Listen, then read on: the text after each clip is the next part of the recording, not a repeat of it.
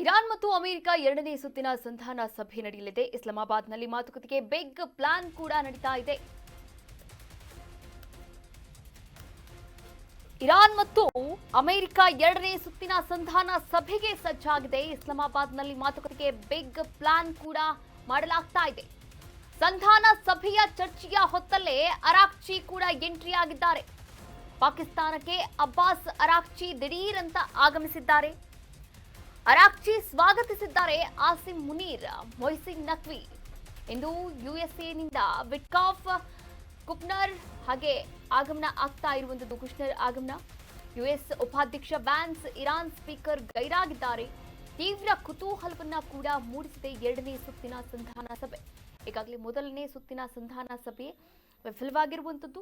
ಯಾವುದೇ ಕಾರಣಕ್ಕೂ ಕೂಡ ಪರಮಾಣು ಹೊಂದೋದನ್ನ ಬಿಡಲ್ಲ. ಪರಮಾಣು ಹೊಂದೋದು ಇರಾನ್ನ ಪರಮ ಹಕ್ಕು ಅಂತ ಇಲ್ಲಿ ಇರಾನ್ ನಿಯೋಗ ಪ್ರತಿಪಾದಿಸ್ತಾ ಇರುವಂತದ್ದು. ಹಾಗೆ ಈ ಕುರಿತಂತೆ ಅಮೆರಿಕ ಎಷ್ಟೇ ಒತ್ತಡವನ್ನ ಹಾಕಿದ್ರು, ಎಷ್ಟೇ ವಾರ್ನಿಂಗ್ ಅನ್ನ ಕೂಡ ಮಾಡಿದ್ರು, ಈ ಒಂದು ಒಪ್ಪಂದದಿಂದ ಹಿಂದೆ ಸರಿತಾ ಇಲ್ಲ ಇರಾನ್. ಹೀಗಾಗಿ ಎರಡನೇ ಸುತ್ತಿನ ಸಂಧಾನ ಸಭೆಗೂ ಕೂಡ ಮಾತುಕತೆಗೂ ಕೂಡ ಮುಂದಾಗ್ತಾ ಇರುವಂತದ್ದು. ಇಸ್ಲಾಮಾಬಾದ್ನಲ್ಲಿ ಸಂಧಾನ ಸಭೆಯ ಚರ್ಚೆ ಹೊತ್ತಲೇ ಅರಾಕ್ಚಿ ಕೂಡ ಎಂಟ್ರಿ ಆಗಿದ್ದಾರೆ.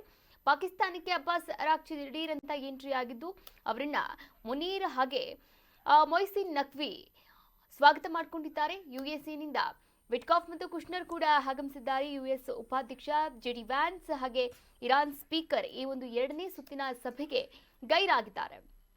ತೀವ್ರ ಕುತೂಹಲವನ್ನ ಮೂಡಿಸಿರ್ತಕ್ಕಂಥ ಈ ಎರಡನೇ ಸುತ್ತಿನ ಸಂಧಾನ ಸಭೆಯಲ್ಲಿ ಎಂದಾದ್ರೂ ಒಪ್ಪಂದಗಳ ಮೂಲಕ ಸಂಧಾನ ಆಗುತ್ತಾ ಅಥವಾ ಇಲ್ವಾ ಅಂತ ಕಾದು ನೋಡಬೇಕಾಗಿದೆ.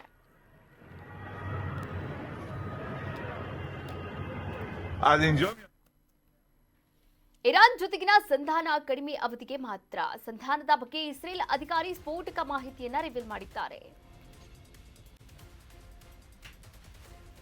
ಇರಾನ್ ಜೊತೆಗಿನ ಸಂಧಾನ ಕಡಿಮೆ ಅವಧಿಗೆ ಮಾತ್ರ. ಸಂಧಾನದ ಬಗ್ಗೆ ಇಸ್ರೇಲ್ ಅಧಿಕಾರಿ ಸ್ಫೋಟಕ ಮಾಹಿತಿಯನ್ನ ಕೊಟ್ಟಿದ್ದಾರೆ. ಹೊರ್ಮುಜ್ನಲ್ಲಿ ನೌಕೆಗಳ ನಿರ್ಬಂಧ ತೆರವು ಮಾಡಲ್ಲ. ಮಧ್ಯಪ್ರಾಚ್ಯದಲ್ಲಿ ಹೈ ಅಲರ್ಟ್ ಮತ್ತೆ ಮುಂದುವರೆದಿದೆ. ಇರಾನ್ ಜೊತೆಗಿನ ಸಂಧಾನ ಕಡಿಮೆ ಅವಧಿಗೆ ಮಾತ್ರ ಅಂತ ಈಗಾಗಲೇ ಮಾಹಿತಿಯನ್ನ ನೀಡಿರುವಂತದ್ದು. ಈ ಸಂಧಾನ ಸಭೆಯ ಬಗ್ಗೆ ಇಸ್ರೇಲ್ ಅಧಿಕಾರಿ ನೋಡಿ, ಹಾರ್ಮುಜ್ನಲ್ಲಿ ನೌಕೆಗಳ ನಿರ್ಬಂಧ ಯಾವುದೇ ಕಾರಣಕ್ಕೂ ಕೂಡ ತೆರವು ಮಾಡಲ್ಲ, ತೆರವು ಮಾಡೋದಕ್ಕೆ ನಾವು ಕೂಡ ಬಿಡಲ್ಲ. ಹಾಗೆ ಅಮೆರಿಕ ಮತ್ತು ಇರಾನ್ ಏನಿದೆ, ಅಮೆರಿಕ ಮತ್ತು ಇಸ್ರೇಲ್ಗೆ ಈ ಹಾರ್ಮುಜ್ ಜಲಸಂಧಿಯನ್ನ ಬಂದ್ ಮಾಡಲಾಗಿರುವಂಥದ್ದು. ಹಾಗೆ ಎಲ್ಲಾ ರಾಷ್ಟ್ರಗಳಿಗೂ ಕೂಡ ಸದ್ಯಕ್ಕೆ ಬಂದ್ ಮಾಡಲಾಗಿರುವಂಥದ್ದು. ಸಂಧಾನ ಮಾತುಕತೆ ನಡೆಯೋದಿದೆ. ಸಂಧಾನ ಮಾತುಕತೆಯ ನಂತರ ಏನೆಲ್ಲ ಬೆಳವಣಿಗೆಗಳಾಗಲಿದೆ, ಬದಲಾವಣೆಗಳಾಗಲಿದೆ ಅಂತ ಕಾದು ನೋಡಬೇಕಾಗಿದೆ. ಒಟ್ಟಾರೆಯಾಗಿ ಮಧ್ಯಪ್ರಾಚ್ಯದಲ್ಲಿ ಹೈ ಅಲರ್ಟ್ ಮತ್ತೆ ಮುಂದುವರೆದಿದೆ.